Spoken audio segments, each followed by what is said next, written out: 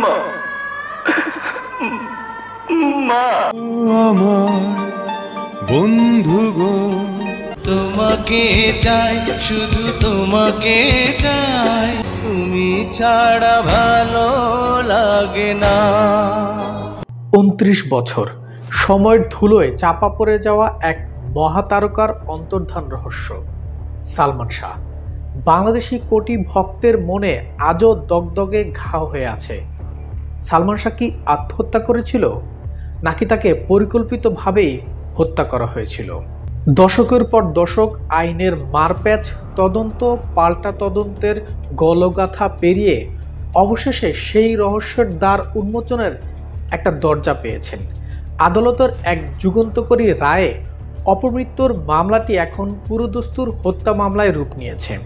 আর অভিযুক্তদের তালিকায় সেই সকল পরিচিত নাম যারা এতদিন ছিলেন সন্দেহের তালিকায়। বাংলা চলচ্চিত্রের সবচেয়ে জনপ্রিয় নায়ক সালমান শাহর মৃত্যুর ২৯ বছর পর নতুন করে আলোচনায় এসেছে তার মৃত্যু রহস্য। আদালতের নির্দেশে অপমৃত্যুর মামলা এখন রূপ নিয়েছে হত্যা মামলায়। আসামির তালিকায় রয়েছেন সালমানের স্ত্রী সামিরা হক সহ মোট ১১ জন। একটা সময় বাংলা সিনেমার উজ্জ্বল নক্ষত্র সালমান শাহ একের পর এক হিট সিনেমা দিয়ে দর্শকদের হৃদয়ে রাজ করছিলেন। কিন্তু কি থেকে কি হয়ে গেল? সালটা ছিল ১৯৯৬। ৬ সেপ্টেম্বর সকাল ঢাকার ইস্কাটনের বাসা থেকে ঝুলন্ত অবস্থায় উদ্ধার করা হয় সালমান শাহর মরদেহ। তৎকালীন তদন্ত সংস্থাগুলো বিষয়টিকে আত্মহত্যা বলে ঘোষণা দেয়, কিন্তু সেই সিদ্ধান্ত কখনোই মেনে নিতে পারেননি সালমান শাহর পরিবার, বিশেষ করে তার মা নীলা চৌধুরী। সালমান শাহর মায়ের বক্তব্য, আমার ছেলে আত্মহত্যা করেনি, তাকে হত্যা করা হয়েছে। আমি ২৯ বছর ধরে এই ন্যায়ের জন্য লড়ছি। দীর্ঘ তদন্ত, মামলার জটিলতা আর সময়ের ধুলো পেরিয়ে অবশেষে আদালতের নতুন নির্দেশে মামলাটি হত্যা মামলা হিসেবেই পুনরায় শুরু হয়েছে। এই মামলায় আসামি করা হয়েছে সালমানের স্ত্রী সামিরা হক সহ মোট ১১ জনকে।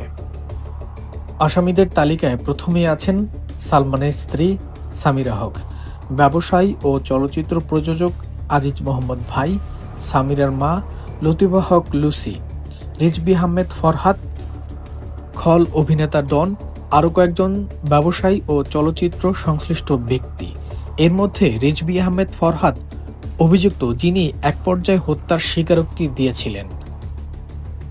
এদিকে তদন্ত কর্মকর্তারা জানান, নতুন প্রমাণ ও স্বীকারোক্তির ভিত্তিতে মামলাটি পুনরুজ্জীবিত করা হয়েছে। রিজভী আহমেদ নামের এক আসামি স্বীকার করেছেন, হত্যার জন্য প্রায় ১২ লক্ষ টাকা চুক্তিতে সালমান শাহকে শ্বাসরুদ্ধ করে হত্যা করা হয়েছিল। পরে ঘটনাটি আত্মহত্যা হিসেবে সাজানো হয়। এদিকে সালমানের স্ত্রী বলেন, সালমান খুব সংবেদনশীল ছিলেন, কয়েকবার আত্মহত্যার হুমকি দিয়েছে। আমি বিশ্বাস করি সে নিজেই নিজের জীবন নিয়েছেন। সালমানের স্ত্রী সামিরা হক দাবি করেছেন এটি আত্মহত্যা, আর সালমানের মা বলছেন এটি হত্যাকাণ্ড। দুই পক্ষের এই বিরোধ এখন আদালতের বিচারে নতুন করে গুরুত্ব পাচ্ছে।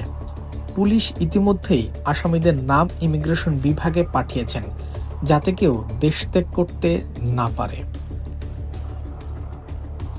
বাংলা চলচ্চিত্রের ইতিহাসে অন্যতম আলোচিত এই মৃত্যু রহস্য ২৯ বছর পর আবারও নতুন করে ন্যায় বিচারের আলোয় এসেছে। এখন দেখার বিষয়, এই মামলার তদন্ত কত দূর এগোয়, আর সত্যি কি খুঁজে পাওয়া যাবে সালমান শাহর মৃত্যুর আসল কারণ, নাকি আবারও ঢাকা পড়ে যাবে গাদা গাদা তদন্তের ফাইলের নিচে। দীর্ঘ ২৯ বছর পর আবার সুষ্ঠু তদন্ত শুরু হওয়ায় হয়তো সালমান ভক্তদের দীর্ঘ অপেক্ষার রজনীর অবসান হতে পারে। কিন্তু বাংলা ইন্ডাস্ট্রিতে সালমানের অকাল মৃত্যুতে যে শূন্যতার সৃষ্টি হয়েছিল তা হয়তো কখনোই পূরণ করা সম্ভব নয়। তবে পুরো দেশবাসী এবং সালমান পরিবার তার মৃত্যুর সঠিক রহস্য জানবার অধিকার রাখে। জানতে অবশ্যই আগ্রহী, এটা কি পরিকল্পিত হত্যাকাণ্ড ছিল নাকি আসলেই আত্মহত্যা ছিল। আজ তোমাকে একটা সত্যি কথা বলি, যে খুনটির জন্য আমার ফাঁসি হচ্ছে সে খুনটি আমি করিনি মা।